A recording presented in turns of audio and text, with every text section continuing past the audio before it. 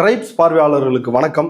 ஜம்மு காஷ்மீர் பெல்காம் பகுதியில் உள்ள சுற்றுலா தலத்தில் சுற்றுலா பயணிகள் 28க்கும் மேற்பட்டவர்களை பயங்கரவாதிகள் சுட்டு படுகொலை செய்துள்ளனர். இந்த சம்பவம் நாட்டையே அதிர்ச்சிக்குள்ளாக்கியுள்ளது. இந்த சூழலில் இந்த சம்பவத்தின் பொழுது தீவிரவாதிகள் அங்கு வந்த சுற்றுலா பயணிகள் இந்துக்களா முஸ்லிம்களா என்று அடையாளம் பார்த்து அவர்களுடைய உள்ளாடைகளை அவிழ்த்து அவர்களை சுட்டு படுகொலை செய்துள்ளனர் என்ற குற்றச்சாட்டு முன்வைக்கப்படுகிறது. ஏற்கனவே காஷ்மீருக்கான 370 சிறப்பு அந்தஸ்தை ரத்து செய்த நடவடிக்கையாக இருந்தாலும் சரி, பண மதிப்பிழப்பு நடவடிக்கையாக இருந்தாலும் இது காஷ்மீரில் உள்ள பயங்கரவாதத்தை ஒடுக்குவதற்கான நடவடிக்கை என்று ஒன்றிய பிரதமர் மோடியும் அமித்ஷாவும் தொடர்ச்சியாக சொல்லி வரும் நிலையில் இப்படி ஒரு தாக்குதல் நடந்துள்ளது. இந்த தாக்குதலின் முழு பின்னணி குறித்து நம்மிடையே உரையாடுவதற்காக மூத்த பத்திரிகையாளர் தோழர் அருள் எழிலன் அவர்கள் நம்மோடு இணைந்துள்ளார். வாருங்கள், அவரோடு உரையாடலாம். சார் வணக்கம். வணக்கம் சார், இந்த தாக்குதல் கிட்டத்தட்ட 28க்கும் மேற்பட்டவர்கள் கொலை செய்யப்பட்டிருக்கிறாங்க, 20க்கும் மேற்பட்டவர்கள் காயமடைந்திருக்கிறாங்க. ஒரு மிகப்பெரிய புல்வாமா தாக்குதலுக்கு பிறகு ஒரு பெரிய தாக்குதலாக இந்த தாக்குதல் இருக்குது. இது பற்றி உங்களுடைய கருத்து என்ன சார்? இந்த தாக்குதல் பரவலாக ஒரு அதிர்வலைகளை உருவாக்கி இருக்கு. 2-3 தரப்பினர் இதனால குதூகலம் அடைகிறதுக்கு ஒரு தரப்பினர் இருக்காங்க. இன்னொரு பக்கம் நம்மளை போன்றவர்கள் ஒரு கவலையோடு இந்த தாக்குதலை பார்க்கக்கூடிய ஒரு போக்கும் இருக்குது. ஆனால் இதில் இந்த தாக்குதல் தொடர்பான உண்மைகள் தாமதமாக வெளிவர்றதை நாம் பார்க்குறோம். இப்போ இந்த தாக்குதல் நடந்த நேரத்தை பார்த்தீங்கன்னா நேற்று 2:50 மணிக்கு இந்த தாக்குதல் நடந்ததாக சொல்கிறாங்க. ஆனால் இந்திய ஊடகங்கள் இது பற்றின செய்தியை நேற்று மாலைக்கு மேலே 1 மரணம் 2 மரணம் என்று தான் முதல்ல செய்தி வெளியிட்டாங்க. இன்னைக்கு காலையில் 10 மணிக்கு மேலே தான் தெரிய வருது 28 பேருக்கு மேலே இந்த தாக்குதலில் கொல்லப்பட்டிருக்காங்க அப்படின்னு. ஆக மொத்தத்தில் ஊடகங்கள் கட்டுப்படுத்தப்பட்டிருக்கு. இந்த செய்திகளை வெளியிடுறதுல முழுமையாக கட்டுப்படுத்தப்பட்டிருக்கு. அதையும் தவிர்க்க முடியாமல் தான் அந்த செய்தி அதற்கு பின்னால் வெளிவந்ததை பார்க்குறோம். இன்னொன்று, பிரதமர் மோடி கோபத்துடன் நாடு திரும்பினார் அப்படின்ற ஒரு செய்தியை பார்த்தோம். சவுதியிலேருந்து அவர் பயணத்தை ரத்து பண்ணிட்டு வந்திருக்கிறாரு. புல்வாமா தாக்குதலுக்கு பிறகு நடந்த மிகப்பெரிய தாக்குதல், காஷ்மீருக்கான சிறப்பு அந்தஸ்து 370வது சட்டப்பிரிவு ரத்து செய்யப்பட்ட பின்னர் நடந்த முதல் தாக்குதல், பிரதமர் மோடி சவுதி அரேபியாவில் இருக்கும்போது 2 நாள் பயணமாக சவுதி அரேபியா சென்றபோது அவர் அந்த நாட்டில் இருக்கும்போது நடந்த தாக்குதல், அமெரிக்காவின் வெளியுறவுத்துறை செயலாளர் JD வான்ஸ் அவர்கள் இந்தியாவில் இருக்கும்போது நடந்திருக்கக்கூடிய தாக்குதல். இதோடைய பின்னணியில் இருக்கக்கூடிய முக்கியத்துவமாக நாம் பார்க்கலாம். எனவே இந்த தாக்குதல் மிக மோசமான ஒன்று. இதனால் இந்த தாக்குதல் நடந்துருச்சு, ஒரு 28 பேர் 30 பேர் கொல்லப்பட்டிருக்காங்க. இதனால் காஷ்மீர் மக்களின் நிலையும் இந்தியாவில் வாழக்கூடிய முஸ்லிம்களின் நிலையும் மேலும் மேலும் அச்சத்தின் விளிம்பில் தள்ளப்பட்டுள்ளது, ஆபத்தின் விளிம்பில் தள்ளப்பட்டுள்ளதைத்தான் கவலையோடு நம்மை போன்ற பல பத்திரிகையாளர்கள், சினிமா நடிகர் மரியாதைக்குரிய ஆண்ட்ரியா அவர்கள் கூட இதை ரொம்ப அருமையாக பெயின்ஃபுல்லாக பதிவு செய்திருக்காங்க. இதுதான் இன்னைக்கு காலகட்டத்துக்கு அவசியம் அப்படின்னு நான் நினைக்கிறேன்.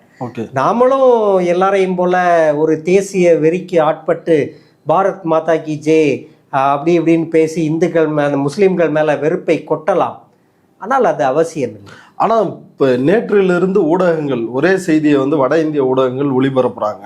அதாவது கொல்லப்பட்டவர்கள் அவங்கள்ட்ட தீவிரவாதிகள், நீங்கள் இந்துக்களா முஸ்லீம்களா, உன் பேரை சொல்லு, உன்னுடைய உள்ளாடையை கலற்றி காட்டு அப்படின்னு சொல்லி அதுக்கு பிறகுதான் துப்பாக்கி சூடு நடந்தது, இந்துக்களா என்று குறிவைத்து தாக்கப்பட்டிருக்கிறார்கள், கொல்லப்பட்டிருக்கிறார்கள் அப்படின்றது தான் ஒரு பிரதான செய்தியா இந்த தாக்குதலில் முன்வைக்கப்படுது.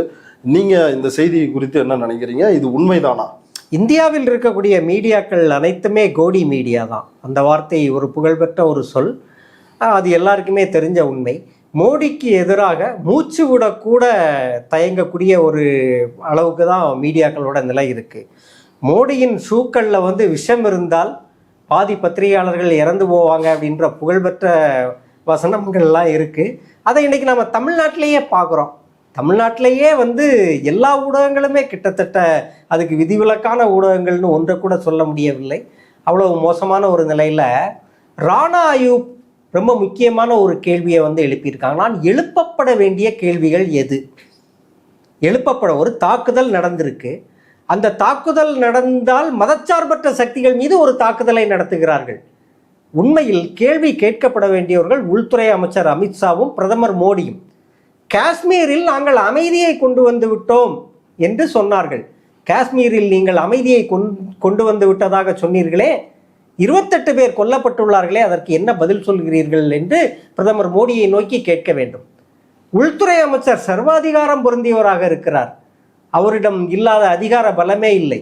நான் காஷ்மீர் மக்களுக்கு விடுதலையை கொடுத்து விட்டேன், அங்கு வணிகம் பெருகியுள்ளது, சுற்றுலா பொருளாதாரம் பெருகியுள்ளது என்று சொன்னார். இவ்வளவு பெரிய தாக்குதல் நடந்துள்ளது. இதற்கு பொறுப்பேற்று நீங்கள் பதவி விலகுவீர்களா என்ற கேள்வியை எவரொருவருமே அமித்ஷா முன்னால் வைக்கவில்லை. எல்லா பெரும்பாலும் அரசியல் கட்சிகள் எல்லாரும் இரும்பு கரம் கொண்டு இதை அடக்க வேண்டும், நாங்கள் ஒன்றிய அரசுடன் நாங்க நிக்கிறோம் அப்படின்ற அந்த ஸ்டேட்மெண்ட்ல நிக்கிறாங்களே. ஆனா கடந்த காலத்தில் பாஜக எதிர்கட்சியாக இருந்த பொழுது மன்மோகன் சிங் பதவி விலகணும், சிதம்பரம் பதவி விலக வேண்டும் அப்படின்னு தொடர்ந்து வீதியில கள்ளச்சாராய சாவு நடந்தா இங்க உள்ள முதலமைச்சர் பதவி விலகணும், இதெல்லாம் கேட்பாங்க. அப்புறம் அந்த கேள்வியில நீங்க ஒண்ணு முக்கியமா சுட்டி காட்டினீங்க, சுட வந்தவர்கள் நீ இந்துவா முஸ்லீமா என்று பேண்டை கலத்தி செக் பண்ணிட்டு தான் சுட்டு கொன்னாங்க அப்படின்றது ஒரு செய்தி பரவலாக அந்த செய்தி எல்லா இடத்துலையுமே பகிரப்பட்டிருக்கு. குறிப்பாக இந்த செய்தி பிஜேபியோட வாட்ஸ்அப் பல்கலைக்கழகங்களில் தான் அதிகமும் பகிரப்படுது. சங்கிகள் பொதுவாக இந்த செய்தியை பரப்புகிறாங்க. குஜராத்தில் கோத்ரா ரயில் எரிப்பு சம்பவத்துக்கு பின்னரும், பாபர் மசூதி இடிக்கப்பட்டு கரசேவகர்கள் நிகழ்த்திய அந்த மிக மோசமான பாசிச நடவடிக்கைக்கு பின்னரும் இந்தியா முழுக்க பல்லாயிரம் முஸ்லீம்கள் கொல்லப்பட்டது. அவர்களுடைய பேண்ட் எல்லாம் கலத்தப்பட்டு அவர்கள் முஸ்லீம்கள் தானா, சுன்னத் செய்யப்பட்ட முஸ்லீம்களா என்பதை பரிசோதித்த பின்னர் தான் அவர்கள் கொலை செய்யப்பட்டார்கள், எரித்து கொல்லப்பட்டார்கள். பெண்கள் பாலியல் வன்முறைக்குள்ளானார்கள், ஆண்கள் உயிரோடு தீ வைத்து எரிக்கப்பட்டார்கள், கூட்டம் கூட்டமாக கொல்லப்பட்டார்கள். இதற்கு அனைத்திற்கு பின்னாலும் அவர்கள் முஸ்லீம்கள் தானா அப்படின்றத முதல்ல கன்ஃபார்ம் பண்ணிட்டு தான் பண்ணாங்க.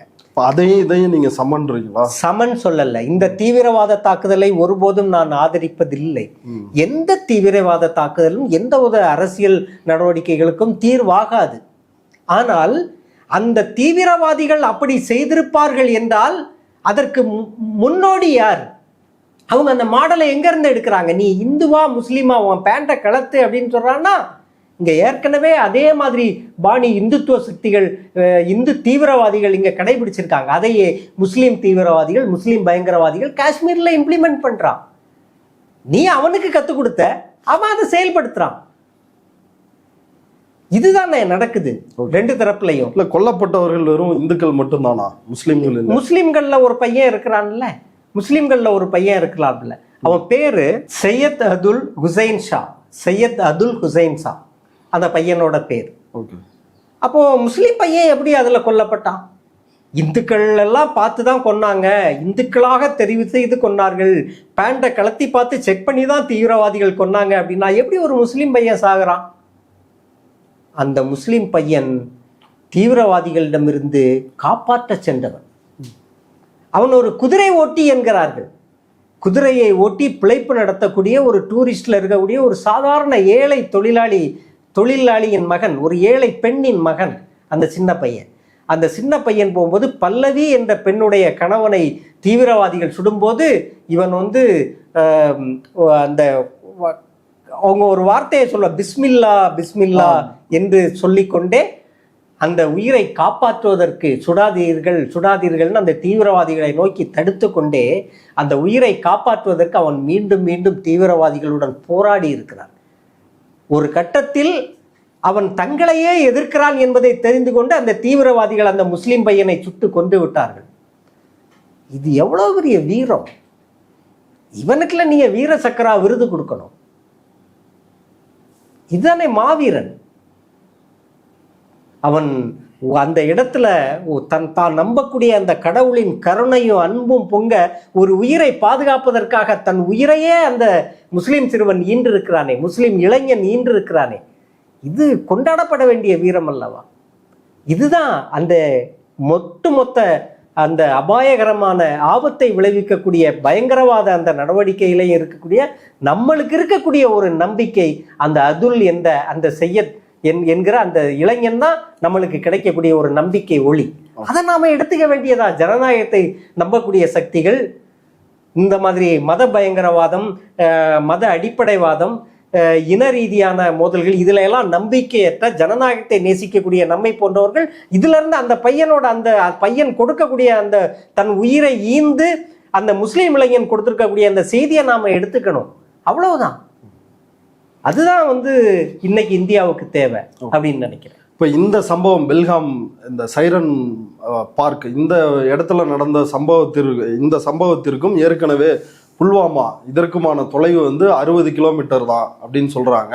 அந்த புல்வாமா தாக்குதல் 47-48 பேர் அதுல கொல்லப்பட்டார்கள். அப்போ ஜம்மு காஷ்மீரினுடைய ஆளுநராக இருந்த சத்யபால் மாலிக் அவர் ஒரு முக்கியமான தகவலை பின்னாளில் வெளியிட்டார். அவங்க ஏர்கிராஃப்ட் கேட்டாங்க, சிஆர்பிஎஃப் வீரர்கள் அவங்க விமானம் மூலமாக பயணிப்பதற்கு, அதை தர மறுத்தார்கள் ஒன்றிய அரசு. இப்போ இவங்களோட இக்னோரன்ஸ்னால தான் இது நடந்திருக்குது. இதற்கு மோடியும் அமித்ஷாவும் தான் பொறுப்பு. மோடியிடம் கேட்டோம், மோடி அமைதியாரு, இதை பற்றி பேசாத அப்படின்னு அப்போது சொன்னார் அப்படின்னு சொன்னார். அதுக்கு பிறகு அதை தேர்தல் பிரச்சாரத்திலும் கூட அதை முன்வைத்து மோடி பிரச்சாரம் பண்ணார்.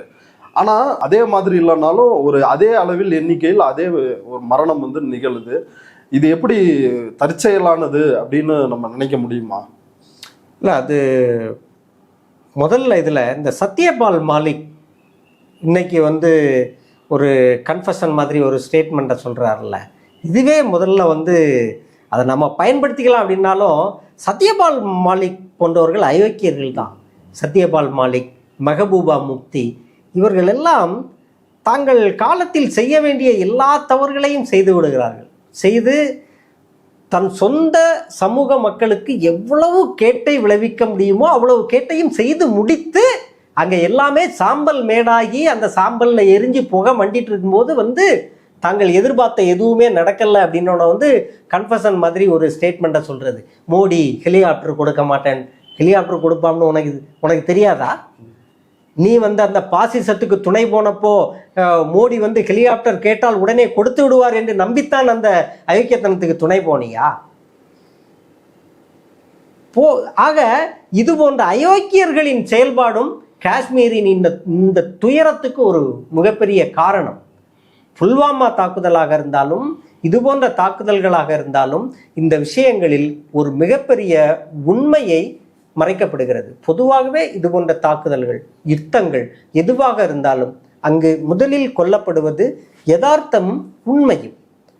அந்த உண்மையை நாம் நெருங்கிறதுக்கும் உண்மையை கண்டுபிடிப்பதற்கும் நாம் நீண்ட போராட்டங்களுக்கு பின்னர் தான் அதிலிருந்து காலம் போக போக ஒவ்வொரு உண்மைகளாக தெரிந்து கொள்ள முடியும். ஆனால் அது எல்லாம் நம்மள்கிட்ட உண்மையான தகவல்களாக இருக்குமே தவிர அது அந்த மக்களுக்கு எதுவுமே பயன்படாது. காரணம், அந்த உண்மைகள் நமக்கு தெரிய வரும்போது அதற்குள் அங்கே ஆயிரக்கணக்கான மக்கள் மடிந்து விடுகிறார்கள். அவர்கள் அரசியல் உரிமைகள் பறிபோய் விடுகின்றன. அவர்கள் தங்களுடைய நிலங்களை பறிகொடுத்து விடுகிறார்கள் பாசிஸ்டுகளிடம். தங்களுடைய குடியிருப்புகளை இழந்து விடுகிறார்கள்.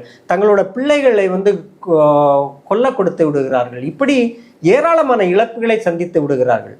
புல்வாமா தாக்குதலாக இருந்தாலும் சரி, இப்போது நடந்திருக்கக்கூடிய இந்த 28 பேர் கொலையாக இருந்தாலும் சரி, இவை அனைத்துமே இந்துத்துவத்தின் மிகப்பெரிய முதலீடுகள். இதை நாம எப்படி எதிர்கொள்ள போறோம் அப்படின்றது மட்டும்தான் இஷ்யூ அப்படின்னு நான் நினைக்கிறேன். இப்போ இந்த தாக்குதலை வச்சு பார்த்தோம் அப்படின்னா இதுக்கு பின்னால வக்பு திருத்த மசோதா அதை காணாமல் ஆக்கக்கூடிய, அதை கேள்விக்கிடமின்றி நீதை எப்படி இப்போ ஒரு வக்பு மசோதாவுக்கு அவங்க எதிர்பார்க்கல இவ்வளவு எதிர்ப்பு வரும்னு. விவசாயிகள் மசோதா கோர்ட்டே மிரட்டுறாங்களே, மத சண்டை வந்துச்சுன்னா நீ தான் காரணம்னு. ஆமா, நிஷிகாந்த் சொல்றாரு, பாஜக சொல்றாரு. அவரு அதே ஜெகதீப் தன்கர் தான் இன்னைக்கு இங்க ஆளுநரோட சேர்ந்துக்கிட்டு துணைவேந்தர்கள் மாநாடுன்னு சொல்லி இது பண்றாங்க. அப்படி ஒரு துணைவேந்தர் மாநாடு நடத்துறதுக்கு சட்ட ரீதியா ஏதாவது உரிமை உண்டா? ஆளுநருங்கிற ஒரு பதவி, துணை குடியரசுத் தலைவர் அப்படின்ற ஒரு பதவி ஜெகதீப் தன்கருக்கு. இந்த 2 பதவியையும் காட்டி துணைவேந்தர்களை இங்க மிரட்டுறாங்க. துணைவேந்தர்கள் அந்த கூட்டத்துக்கு போறதுக்கு சட்ட ரீதியா ஒரு அங்கீகாரமுமே கிடையாது. ஆனால் இவர்களுக்கு பயந்து ஆனால் இவர்கள் சேலரி வாங்குவது தமிழ்நாடு அரசிடம். இவர்கள் மீது சட்ட ரீதியான நடவடிக்கை எடுக்க வேண்டும் என்றால் அது தமிழ்நாடு அரசு தான் எடுக்க வேண்டுமே தவிர ஒன்றிய அரசு எடுக்க முடியாது. துணைவேந்தர்கள் மேல. இது கூட தெரியாம இவங்களுக்கு மிரட்டலுக்கு பயன்பட்டு அங்க போவாங்களா என்னன்னு தெரியாது. போகக்கூடாது அப்படின்னு நாம நினைக்கிறோம். முழு அதிகாரமும் முதல்வர் கையில் இருக்கும்போது இந்த துணைவேந்தர்கள் இந்த மாநாட்டுக்கு போறத புறக்கணிக்கணும் அப்படின்னு தான் நினைக்கிறோம். ஆனா இவங்க சட்டத்துக்கு புறம்பான வேலைகளை, இந்த வக்ஃப் சட்ட திருத்தம், அதுக்கு அதை அந்த பிரச்சனையை மறைப்பதற்கு இதை ஒரு வாய்ப்பா பயன்படுத்திக்குவாங்க. நிச்சயமா பயன்படுத்திப்பாங்க, 100% பயன்படுத்திப்பாங்க. இதுல எந்த சந்தேகமும் உங்களுக்கு வேண்டாம். புல்வாமா தாக்குதல் நடந்த போது எப்படி 2019 நாடாளுமன்ற தேர்தலுக்கு அதை பயன்படுத்தி கொண்டார்களோ, எத்தனை கோமாளித்தனங்களை எல்லாம் அவர்கள் அரங்கேற்றினார்களோ, அதே போன்ற ஒரு கோமாளித்தனங்களை இதில் பயன்படுத்துவார்கள். இதை வக்ஃபு திருத்த மசோதாவுக்கு பயன்படுத்துவார்கள். உச்சநீதிமன்றம் அவர்களிடம் பதில் மனு தாக்கல் செய்ய சொல்லி கெடு விதித்திருக்கிறார்கள். அந்த பதில் மனுவிலே அவர்கள் மற்றவர்கள் வாய் திறக்க முடியாத அளவுக்கு ஒரு பதில் மனுவை தாக்கல் செய்து வக்ஃபு திருத்த மசோதாவை நிறைவேற்றுவார்கள். காரணம், வக்ஃபு திருத்த மசோதா விவகாரமாக இருந்தாலும், முஸ்லிம் மைனாரிட்டி மக்கள் தொடர்பான விஷயமாக இருந்தாலும் எதிர்க்கட்சிகள் ஒரு நெருக்கடியை சந்திக்கிறார்கள். இந்துத்துவத்தை மீறி சிறுபான்மை மக்களை பாதுகாக்கிற ஒரு இடத்தில் தேசிய கட்சிகள், எதிர்க்கட்சிகள் என்று சொல்லக்கூடிய தேசிய கட்சிகள் எதுவுமே இல்லை. ஏன் காங்கிரஸ் இல்லையா? ராகுல் காந்தி ஏன் அப்படின்னா காங்கிரஸ் அதற்கு தயாராக இல்லை, அவங்க ஆக்டிவா இல்லை. சோனியா காந்தி அம்மையார், எனக்கு சமீப காலமாக அவங்களோட நடவடிக்கைகளை நான் ரொம்ப பாராட்டுறேன், இப்பவும் பாராட்டுறேன். ராகுல் காந்தி எல்லாம் ஒரு திராவிட இயக்க தலைவர் மாதிரி பேசுகிறார், தந்தை பெரியார் மாதிரி பேசுகிறார், அவ்வளோ அட்டகாசமாக பேசுகிறாரு. ஆனால் அவர் தந்தை பெரியார் அப்படி பேசுகிறதோட மட்டுமே தன்னோட பணிகளை அவர் சுருக்கிக்கல. அவங்க தெருவாக நடந்தாங்க, வீதி வீதியாக போனாங்க, தொடர்ச்சியாக மக்களோட ஆக்டிவாக இருந்தாங்க. ஆனால் துரதிருஷ்டவசமாக இந்த தாக்குதல் நடக்கும்போது ராகுல் காந்தி அமெரிக்காவில் இருக்கிறார். ஒன்று, அவர் இதோடைய ஆபத்தை புரிந்து கொண்டு இந்நேரம் நாடு திரும்பி காஷ்மீர் போய் அந்த மக்களை சந்திச்சிருக்கணும். விடலையா, அனுமதிக்கலையா, அங்கே உட்காந்து போராடு, அப்படி இல்லைன்னா டெல்லியில் போராடினீங்கன்னா முடிஞ்சு போச்சு. இல்லை, பீகாரில் போய் போராடுங்க. தேர்தல் ட்விட்டரில் நடக்கலையே, அமெரிக்காவில் நடக்கலையே, தேர்தல் பீகார்லாம் நடக்குது, தேர்தல் இந்தியாவிலாம் நடக்குது. நம்ம போய் அமெரிக்காவிலேருந்து என்ன செய்ய போகிறோம்? ஸோ இந்த யதார்த்தத்துக்கு முரணான ஒரு எலிட் பாலிட்டிக்ஸ் அது படிப்படியாக வென்று என் பேரம்பேத்தி காலத்தில் வேணா இந்த பாசிஸ்டுகள் வீழ்த்தப்படுவாங்களா இருக்கும். இந்த அணுகுமுறை தவறு. ஒன்று. ரெண்டாவது, இந்த கட்சிகளெல்லாம் நம்மை காப்பாற்றாது என்ற எண்ணம் சிறுபான்மை மக்களிடம் வளர்ந்து கொண்டே இருக்கிறது. அதோட வெளிப்பாடு தான் தீவிரவாத நடவடிக்கைகளை நோக்கி அந்த இளைஞர்கள் போகிறதெல்லாம் அதுதான். ஏன்னா அரசு எதிராக இருக்குது, பிஜேபி அரசு சிறுபான்மை மக்களுக்கு எதிராக இருக்குது, அரசு இயந்திரங்கள் சிறுபான்மை மக்களுக்கு எதிராக இருக்குது. நாம் நம்பி இருக்கக்கூடிய அரசியல் கட்சிகளும் இதுக்கு எதிராக இருந்தால் அது கடுமையான பின்விளைவுகளை உருவாக்கக்கூடிய ஆபத்து இருக்கும். ஏன்னா இது தமிழ்நாடு இல்லை, இங்கே எடுபடாது. மத ரீதியாக பிளவுறாத ஒரு மாநிலம் தமிழ்நாடு மட்டும்தான் இன்னைக்கு வரைக்கும். நாம் அதுக்காகத்தான் போராடிட்டு இருக்கோம். இதே நிலை வட இந்தியாவில் இல்லை. அங்கே எந்த ஆபத்தும் இருக்குல்ல. அப்போ இந்த காஷ்மீரில் நடந்துள்ள இந்த 28 பேர் கொலை நிகழ்வை வக்ஃபு சட்ட திருத்தத்துக்கும் பயன்படுத்துவாங்க, பீகார்லையும் பயன்படுத்துவாங்க. ஏன்னா எதிர்கட்சிகள் பீகாரில் அக்னிபாத் திட்டத்தை பிரதானமாக முன்னிறுத்துவாங்க. அதை முன்னிறுத்தும் போது அவங்களும் பதிலுக்கு இந்த தீவிரவாத தாக்குதல் அப்படின்ட்டு முஸ்லீம்களை பிளவுபடுத்தக்கூடிய இதை எப்படி எதிர்கட்சிகள் எதிர்கொள்வாங்க அப்படின்னு திட்டமிடணும். இப்போ நேற்று ரிபப்ளிக் டிவியில் நடந்த ஒரு விவாதம், அதில் பக்ஷி அப்படின்னு ஒரு முன்னாள் இராணுவ ஜெனரல் அவர் கடுமையாக ஒன்றிய அரசை விமர்சித்திருக்கிறார். அவர் என்ன சொல்கிறாருன்னா, 1,80,000 பேர் ஆட்குறைப்பு இராணுவத்தில் செஞ்சுருக்கிறீங்க, இராணுவத்திற்கு செலவிடவே இல்லை அப்படின்னு, முக்கியமான 3 ஆண்டுகளாக நீங்கள் ஆள் எடுக்கவே இல்லை வேலைக்கு இராணுவத்தில் அப்படின்ற குற்றச்சாட்டுகள்லாம் முன்வைத்து ஆதங்கமாக பேசியிருக்கிறாரு. இல்லை, அதுதான் அந்த அவர் சொன்னதை, அந்த அக்னிபாத் திட்டத்தை வச்சு தான் சொன்னேன். கடந்த நாடாளுமன்ற தேர்தலில் காங்கிரஸ் கட்சியால் பிரதானமாக முன்வைக்கப்பட்ட ஒரு கோஷம் அக்னிபாத் திட்டத்தில் இராணுவ வீரர்களை குறைத்து ஒரு அந்த அக்னிபாத் திட்டம் நான் வேற ஒரு கோணத்தில் பார்க்குறேன். அக்னிபாத் திட்டம் இராணுவத்தை ஆர்எஸ்எஸ் மயமாக்கக்கூடிய ஒரு முயற்சி. ஒரு இராணுவ வீரரை 4 ஆண்டு கால ஒப்பந்தத்தில் மட்டுமே இராணுவத்தில் சேர்ப்பது என்பது ஆர்எஸ்எஸ் காரர்களுக்கு தேவையான இராணுவ பயிற்சியை வழங்கும் நேரடியான மறைமுகமான ரகசிய திட்டம் தான் அக்னிபாத். இதுதான் நான் நினைக்கிறேன். ஊர் ஃபுல்லாக அருவாளோட ஜெய் காளி ஓம் காளின்னு சுற்றிட்டு இருக்கக்கூடிய ஆர்எஸ்எஸ் ஆட்களை இராணுவத்தில் இணைச்சி சேலரியோட 4 வருஷம் ட்ரைனிங் கொடுத்து திருப்பி அவன் வெளியே வந்து என்ன பண்ணுவான், ஆர்எஸ்எஸ்ல ஒர்க் பண்ணுவான். அப்படிதான் நான் நினைக்கிறேன். அது ஒண்ணு. இன்னொன்னு, ஆள் எடுக்காம அவங்க வீணாக்கிட்டாங்க. அதனால வந்து அந்த பார்க்ல வந்து பாதுகாவலர்கள் யாருமே இல்லை. தாக்குதல் நடந்து சிறிது நேரம் கொஞ்ச நேரம் கழித்து தான் ராணுவ வீரர்கள் ஓடி வருவதை நாம வந்து பார்க்க முடியுது. அந்த ஸ்பாட்ல ராணுவ வீரர்கள் இல்லை. இவ்வளவு கூட்டம் கூடுற இடத்துல ஏன் ராணுவ வீரர்கள் இல்லை அப்படின்னா, அந்த 2000 பேர் நேத்து அங்க இருந்திருக்காங்க பொதுமக்கள், சுற்றுலா பயணிகள். சுற்றுலா பயணிகள் 2000 பேர் இருக்கிற இடத்துல ராணுவ வீரர்கள் ஏன் இல்லை அப்படின்னா, அது நீங்க உள்துறை அமைச்சரை நோக்கி எழுப்ப வேண்டிய கேள்வி ஒண்ணு. ரெண்டாவது, இது போன்ற நிகழ்வுகளை, இது போன்ற தீவிரவாத தாக்குதல்களை, இது போன்ற பயங்கரவாத செயல்களை இந்துத்துவம் எப்பவுமே ஊக்குவிச்சு தான் வரும், ஆதரிக்கும். ஏன்னா அவங்களுக்கு இதெல்லாம் பெரிய இன்வெஸ்ட்மெண்ட். இந்த மாதிரி ஒரு சம்பவம் நடந்து விட்டால் அதை வைத்து வந்து அவர்கள் முஸ்லீம்கள் இல்ல, அவங்களுக்கு பிரச்சனையை தீர்ப்பதற்கு ஏதாவது நோக்கம் இருக்கா இல்லையா? ஏன்னா ஆட்சிக்கு வந்த பிறகு உரியில அட்டாக் நடந்துச்சு, இப்படி காஷ்மீர்லயே பல இடங்கள்ல அட்டாக் வந்து நடந்திருக்குது. ஆனா பிரச்சனை முடிவுக்கு வரலையே. பணமதிப்பிழப்பா பிரச்சனை, காஷ்மீர் பிரச்சனையை தீர்க்க, தீவிரவாதிகளை ஒழிக்க, இது 370 சிறப்பு சட்டம் அந்தஸ்து ரத்தா, அது வந்து தீவிரவாதத்தை ஒழிக்க அப்படின்னு பல சட்டத்திற்கு மேல சட்டம் போடுறாங்க. இந்தியாவே நம்ம எல்லாரும் போய் அங்க நிலம் வாங்கலாம், காஷ்மீர் ஆப்பிள் சாப்பிடலாம் அப்படின்லாம் வந்து அது காஷ்மீரை காட்டி ஒரு ஆசையை வந்து தூண்டுனாங்க இங்க இருக்கக்கூடிய கார்பரேட். இல்ல, ஆனா பிரச்சனை முடிவுக்கு வரல. பிரச்சனை முடிவுக்கு வரல. அது காஷ்மீர் இஷ்யூங்கிறது வந்து நீண்ட கால பிரச்சனை.